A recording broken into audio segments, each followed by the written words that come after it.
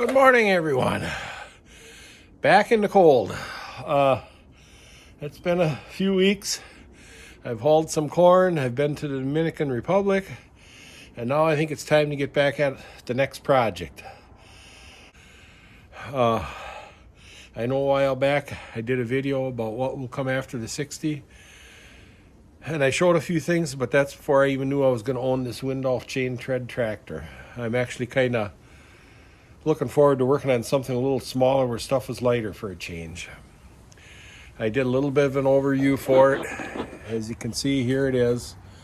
Now I'm going to show you some of my plans for it. First, you can see where the hydraulic control valves are. It really makes it tight for getting your foot in down on this brake.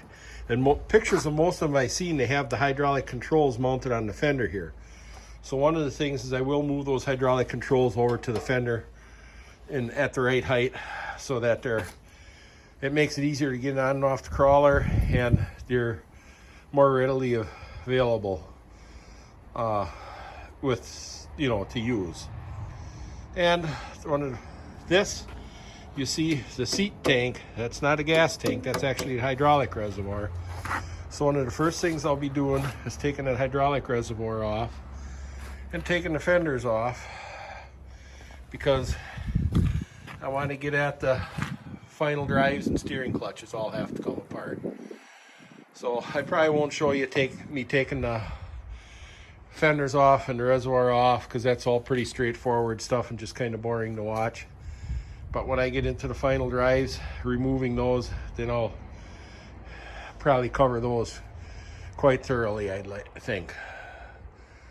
So I might get at it here. So I took a stick to check for hydraulic oil in the tank, and it's actually quite full. It looks clean, so quite certain inside that tank doesn't have rust in it, so that's a good sign. So I'm going to have to drain that tank before I take it off. I'm glad I didn't pull the pipes on it without checking this first.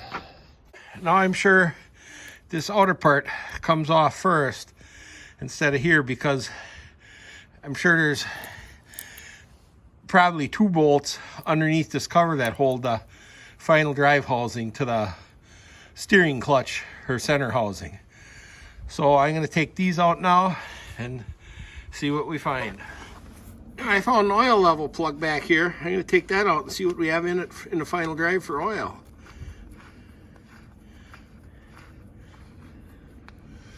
Well, it's not full of water. That's a good thing. Let's try sticking something in it. Didn't find any oil yet. Still didn't find any oil. And that's not a good thing. Still didn't. So the little bit that might be in there, I'm not going to worry about a catch pan right now. It should probably just leave a spot on the floor. I'll put this back in there so it doesn't get lost.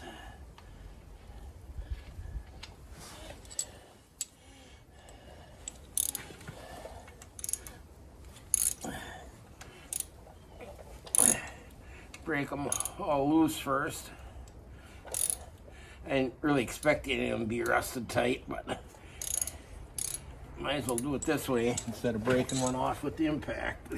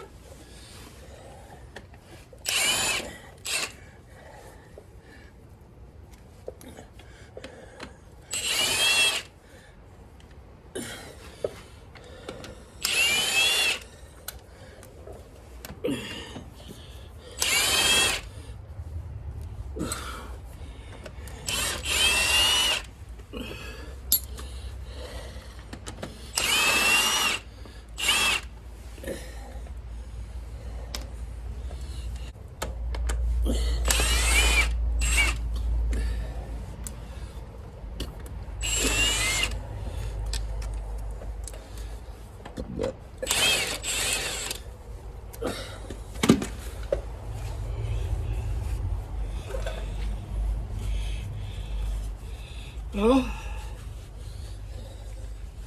let's see if that'll come loose.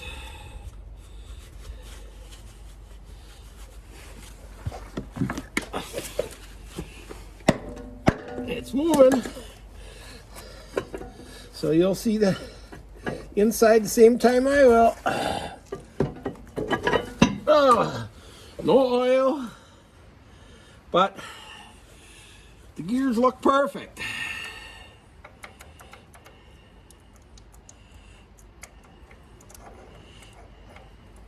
A little bit of play on that shaft, the spline. Not bad. Well, I don't know if it's not bad, but it's what it is. What it is.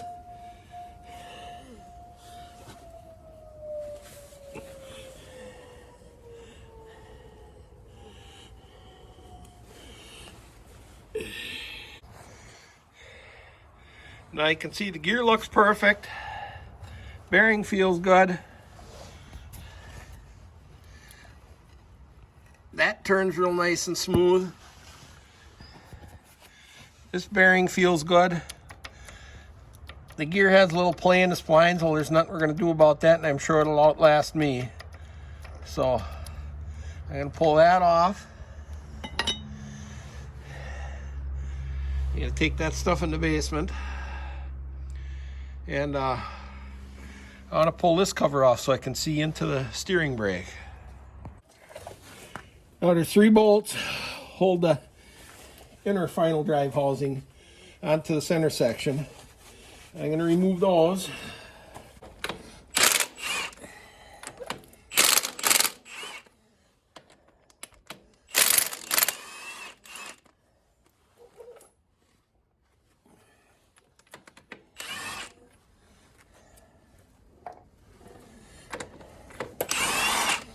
Well, that appears to come loose. Now we'll try pulling that off.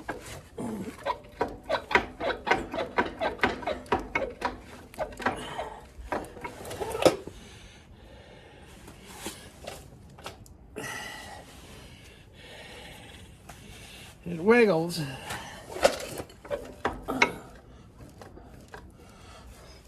I should get a brass drift and tap on the shaft maybe.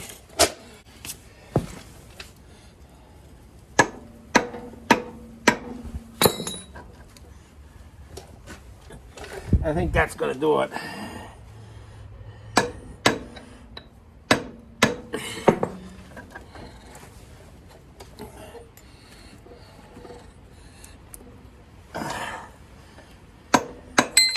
Yeah, it's moving.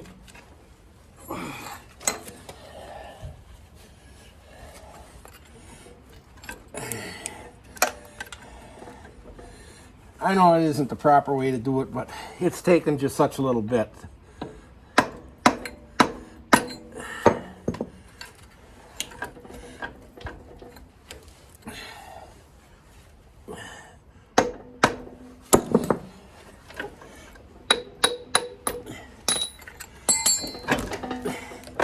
And off it comes.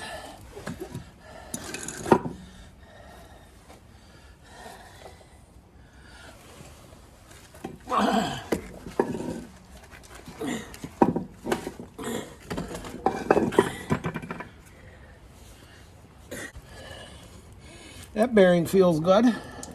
What I'll probably do is get the tank off, get the other side apart that far, and then there you can see how the brake works.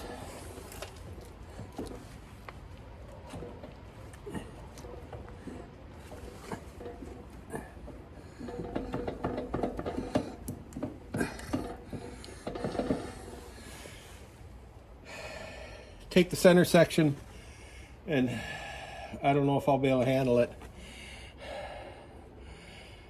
Get it in the basement on the workbench is where I'd like to have it to disassemble it, but we'll see.